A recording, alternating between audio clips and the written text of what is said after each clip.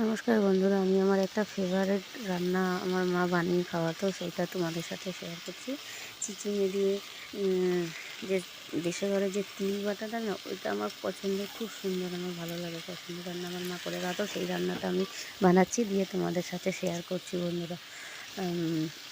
এই যে চিচিঙে দিয়ে আর এই দিয়ে যে মশলাটাকে করে দিলাম, তারপরে যে তিলটা আগে বেটে রেখেছি, এই মশলাটা রেডি করছি। মশলাটা করতে করতে তারপরে কিছুক্ষণ নাড়বো, মানে নাড়ছি, নেড়ে তারপরে যে তিল বাটাটা আছে সেই তিল বাটাটা দিয়ে ওটাকে করবো, ওতে দিয়ে নাড়বো। এই যে তিল বাটাটা বন্ধুরা, তিলটা বেটে রেখে দিয়েছি আগে, এই যে তিল বাটাটা ওই মশলাটা দিয়ে নাড়তে নাড়তে তারপর তিল বাটাটা দিয়ে নাড়ছি।